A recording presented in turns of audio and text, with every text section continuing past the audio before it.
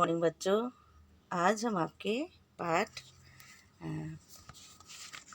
3 का पढ़ेंगे। आपका पाठ 2 घर की वापसी। इस लेसन का कुछ एक्सरसाइज करेंगे। पेज नंबर 14 में है। 14 और 15 करेंगे। आप अपने टेक्स्ट बुक निकाल कर रखेंगे और देखेंगे कि इसमें दिया गया है। पहला प्रश्न है, निम्नलिखित शब्दों में से आगत शब्द छांट कर वाक्य बनाइए। इसमें से आपको सभी शब्दों के वाक्य बनाना है। पहले में निम्नलिखित शब्दों में से, उसमें आगत शब्द लिखा है, परंतु आपको सब उसको छांटना नहीं है, सबसे वाक्य बनाने हैं पूरे। इसको आप वाक्य बनाइए में लिखेंगे। जैसे है आफत, पहला है आफत, दूसरा है आज्ञा, तीसरा है वजह, चौथा है चंचल, पांचवा है खेद, छठवां है क्रोध, उपेक्षा और कायम। इन सब शब्दों से आपको वाक्य बनाना है। 8 शब्द दिए गए हैं और इसमें से और आपको निकाल कर बनाने हैं वाक्य। देखेंगे क्वेश्चन नंबर 3। जिन शब्दों में किसी काम का करना या होना पाया जाए उन्हें क्रिया कहते हैं। जिन शब्दों में किसी काम का करना या होना पाया जाता है उन्हें क्रिया कहते हैं। और जिस क्रिया में कोई कर्म हो और क्रिया के कार्य का फल कर्म पर पड़ता है वह सकर्मक क्रिया कहलाती है। जिसमें क्रिया के कार्य का फल कर्ता पर पड़ता है और जिसमें कर्म की अपेक्षा नहीं होती वह अकर्मक क्रिया कहलाती है। जो क्रिया जो होती है उसमें काम किया जाता है और क्रिया का जो कार्य का फल है काम पर पड़ता है उसे सकर्मक क्रिया कहते हैं। और क्रिया के जो काम हम करते हैं उस कार्य का फल जो है, जो परिणाम मिलता है, कर्ता पर पड़ता है और इसमें कर्म की अपेक्षा, काम की अपेक्षा नहीं होती, वह अकर्मक क्रिया कहलाती है। इसमें दिया गया है 3 निम्नलिखित वाक्यों में क्रियापदों को रेखांकित करके उनके भेद लिखिए। तो यहाँ दिया है फर्स्ट, आओ हम सब लट्ठे को लुढ़काएं। इसमें पहला है लुढ़काएं और इसमें लिखेंगे आप अकर्मक क्रिया। ये दिया है अकर्मक क्रिया। ख, लड़कों ने जोर लगाकर लट्ठे को ढकेला। ढकेला वर्ड है, ये है सकर्मक क्रिया। सकर्मक क्रिया जिसमें कार्य का फल कर्म पर पड़ता है, ढकेलने का काम। तीसरा है लट्ठा हीला और मक्खन फिसला। इसमें फिसला शब्द है और ये है सकर्मक क्रिया। ये है सकर्मक क्रिया। पहला है अकर्मक क्रिया, दूसरा सकर्मक क्रिया और तीसरा सकर्मक क्रिया है।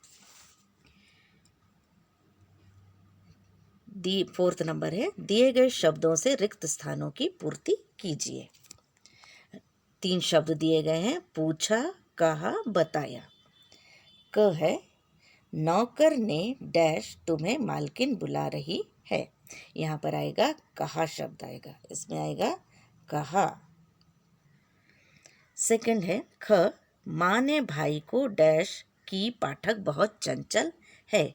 इसमें आएगा बताया शब्द आएगा, देखेंगे बताया लिखा हुआ है। ग उत्तर के साथ है, विश्वंभर ने लड़कों की पढ़ाई के बारे में डैश। यहाँ पर तीसरे नंबर पे आएगा पूछा। पहले में कहा, दूसरे में बताया और तीसरे में पूछा शब्द आएगा। नेक्स्ट है 5वां नंबर है, मौखिक भाषा को जब लिखित रूप देते हैं तो भाव स्पष्ट करने के लिए और रुकने या विराम लेने के लिए कुछ संकेत चिन्हों का प्रयोग किया जाता है जिन्हें विराम चिन्ह कहते हैं। और इसमें दिया है पहला, वाक्य की समाप्ति पर पूर्ण विराम जो अंत में हम लगाते हैं लगता है। सेकेंड है, वाक्य में जहाँ थोड़ा रुका जाता है वहाँ अल्प विराम कॉमा लगता है। तीसरा है, प्रश्नवाचक वाक्यों के अंत में प्रश्नवाचक चिन्ह लगता है, प्रश्नवाचक चिन्ह लगाया जाता है। सामासिक शब्दों, पुनरुक्त शब्दों और शब्द युग्मों के बीच योजक चिन्ह छोटा सा एक हाइफन लगता है, प्रयोग किया जाता है।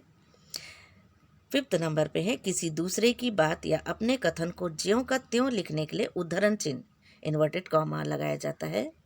और वाक्य में 6 नंबर है, वाक्य में आए आश्चर्य, हर्ष, दुख, घृणा आदि भावों के साथ विस्मय आदि बोधक चिन्ह लगाए जाते हैं।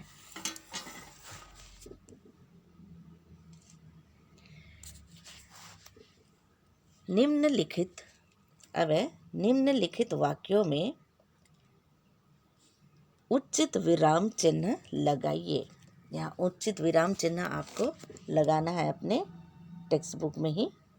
और क है, उसने अपने मामा से पूछा, उसके बाद कॉमा लगा हुआ है और इन्वर्टेड कॉमा स्टार्ट हुआ है, मामा जी कॉमा मैं घर कब जाऊंगा, क्वेश्चन मार्क लगा है और इन्वर्टेड कॉमा क्लोज हुआ है।